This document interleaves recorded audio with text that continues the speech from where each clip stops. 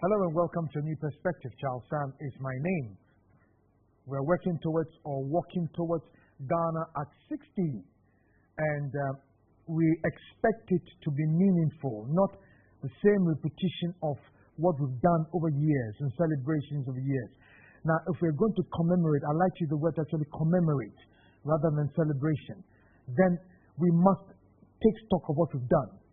And not just be commemorating for commemorating sake, that at the end of the day we'll be sleeping at home like on holidays, without any proper thinking, without any value added to why we have taken a break to think, to ponder, to meditate over why we're having this holiday, whether it's Africa Day or whatever day it is. But you see, the issue of independence is very important. Because under some people politically, we broke away, saying we're going our way, and Nkrumah says the black man is capable of managing his own affairs. Now, you see, you are not an island. You compare yourself to other nations in the world, and you realize that they have failed miserably. And for me, the standard is because we have a majority young population in our country who expect the best. First world status. They watch movies, some have traveled, they see a lot of stuff, even their dressing has changed. Now that should tell you that they ain't ready to take any of these mediocre things we've been doing here. Any of these funny things we've been doing here. That's not going to happen. And therefore, we're making sure that we prepare our minds properly. So it will be a meaningful commemoration. Once again, I'm putting it out again. I'm asking that all of us, that we should put in place a national orientation program, a very comprehensive one, long-term in thinking, suited for today's 21st century world, that all of us can go through as a country. I think for me, that would be the best legacy President Akufo-Addo will buy into it. That would be his best legacy for the country. Because the Ghanaian being once is changed, reoriented, a new Ghanaian, doing things differently, thinking differently, focus on the right things, not focus on emotional sentimentalism, but going the right way, then we're up to succeed. Today, we're speaking about strengthening institutions. The President captured all those things as well. So I'll quickly run through some of the things that the President said in his speech. And due acknowledgements to anybody, anywhere in the world, any century, it doesn't matter which one, to give acknowledgement to anybody's speech that are words that I'll be using. Of course, my words also have come inside, and then I'm giving it out for free. We regard politics, and I think he was quoting the words of Dr. Kofi Abdel-Fattah, who was then the Prime Minister at one point in time in Ghana in the Second Republic, the Progress Party government. He says, we regard politics as an avenue of service to our fellow man. We hold that political power is to be exercised to make life nobler and happier. Our success or failure should be judged by the quality of the individual. And let's note that. As a member of society,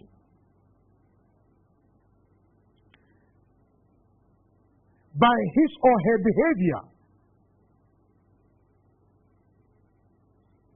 as a member of society, the standard of living he or she is able to enjoy, and by the degree of harmony and brotherliness in our community life as a nation.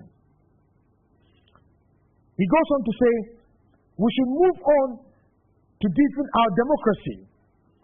It is time to make sure that we have a true separation of powers between the various arms of government. Our parliament, the legislative arm of government, must grow into its proper role as effective machinery for accountability and oversight of the executive, and not be its junior partner. Interesting. We're talking about institutions now. Yes. The Ghanaian Parliament, the Ghanaian Member of Parliament, must stand out as institutions that represent all that we hold dear and citizens can take pride in. Now here, this is the head of state, the number one citizen of the land, the one who is directing us, the one in whom we've invested our sovereignty, trusted him. Here he's talking about one arm of government. That's one institution, Parliament. And in a democracy, Parliament is where all interests are brought and conflicts are resolved. Parliament are the lawmakers. And therefore, when we hear about incidents or suspected incidents of law breaking or breaking the law, it's not just worrisome, it's frightening. Because if our lawmakers can be accused, and the word is accused, of suspected bribery, of suspected money changing hands at some committee levels, or some of the things that have come out in recent times because of a certain incident with the appointments committee, then we must be frightened as a country, because these are people who must trust to handle our affairs, create the best laws in our favor. Can we trust them then? Can we trust that house? Just like the judiciary that went through some major scandals, and as a result, some house cleaning was done. I don't think it was comprehensive enough. I think it's probably still ongoing. That we must clean our institutions. Because if we don't trust our institutions, then we have nothing to hold on to in the country. Then we would end up with absurdity in this country. Because in every society, there are institutions, norms of society that hold the society together, that keep us intact, that keep law and order, that avoid chaos. But if we are going to reduce ourselves to this, then that's why Ghanaians don't trust Electoral Commission, they don't trust any institution in Ghana, they don't trust the presidency, they don't trust Parliament, they don't trust the judiciary, they don't trust tax offices, they don't trust nothing, because we have allowed certain conduct of ours to cloud or greed or certain actions of ours to preside over human interests. That's what the problem has been. Let us speak the truth. It's Ghana 50. Let us be truthful to ourselves. Open up the can of worms. We all know what has happened in this country. When lies on truth come out of the presidency, you undermine the authority of the presidency. When inconsistency is shown from the presidency, then you undermine the authority the presidency has over the larger population, over other institutions, over ministries, over all of us in this country. Because we question the validity of anything you state, genuine or not, because we question your motives. It's embarrassing for me as a Ghanaian that after an election, higher development is there, bigger agenda is there, jobs are required, investments are required, expansion is required, diversification of our economy is required, bringing the economy to digital times is there. There's a lot for us to do. Our education has got to go to another level, relevant for today's world. Science and technology has got to come on board. Innovation, creativity, and many more great things to make our nation great and strong have been left aside and clouded with cards that have been taken. Common what? Inventory, common transparency, common accountability. Why? The most basic things of a democracy, the most basic things of governance. That after working to develop the country, after serving a 4-year term, that these things become an issue. That you find statements and counter statements, some of them so inaccurate and destroy the whole atmosphere. So where is the point where we have galvanized ourselves and the agenda moving forward, and when we spend our whole life on their ways talking about, and our leaders spend their life talking about cars, this number of cars, this number of cars, this one stole this car is not here, that is not there, this property. You see, let me tell you something in Ghana. What I've noticed about our country is that we seem to have a certain overimportance about cars. I think we get our importance from cars. Because when even you want to go and talk to a girl and tell her you love her, you want to go and hire somebody's car or borrow somebody's car, And I think that's the mentality that we have. You create a sense of importance. That is meta. Meta makes you important. Oh my God. You know, you created one called Boafo, you never developed again. The South Koreans have done even Pico, and you are buying it. It's not a made in Ghana cars. If it's a for Susafos cars you're fighting over, fine. Okay, but even that one, no. But you're not even created some of the car. You haven't provided the kind of leadership that we want. And this funds various governments. This must end. President Kufuor has spoken a lot about higher movement, bigger agenda, taking Ghana to another world status. It's time to deliver. It's time for the action. It's time to help us all understand the roadmap, the plan, how we're going to get it done. So we all play our roles. It's not he's working for us. No. He's coming up with a plan.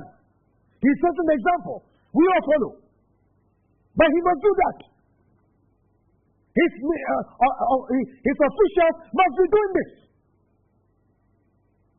They must speak with a Ghana voice, not an MPP partisan voice. If the NDC needs, let the NDC do it. That's why as Ghana, we want to move forward as a country. That's why change came. The MPP cannot be behaving in a way they claim the MPP were behaving. That is not possible. We won't accept that. The people of Ghana or the citizens of Ghana have taken charge now. And we demonstrated it during the last election. We set numbers. Look at the votes. Clear mandate. The best we can do is to deliver far better than the NDC did. Then we know, oh yeah, this is a clear difference. A departure from the past. And we're saying that it's not just a better thing than NDC did. It is based on the agenda that we're supposed to have pursued as a country and where we should have been, that we're not. We won't accept this. We won't accept it. And work with the NDC as well. The NDC should stop deliberately creating distractions. No. Let us focus on bigger Ghana. Because you better watch the space. Because if this government and all of us are able to move Ghana to a higher level, then the stakes go up higher for you to win an election in this country. It's your interest to be part of this game. We're tired of this. People don't trust institutions in Ghana. And it's time to strengthen them. It's time to be. I don't have to see a managing director or a minister before something can be done for me. Once the institution is working, it has a system in place. As you walk there, the clerk should be able to sort me out. That's the change. The change that brings exponential growth, powerful development. That is the change. So the House of Parliament must put itself in order. The judiciary must put itself in order. The executive must do the same.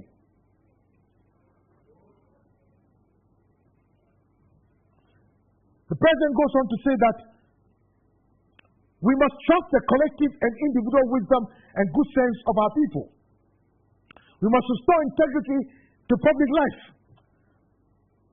State coffers are not spoiled for the party that wins an election. In this case, the MPP. But resources for the country's social and economic development.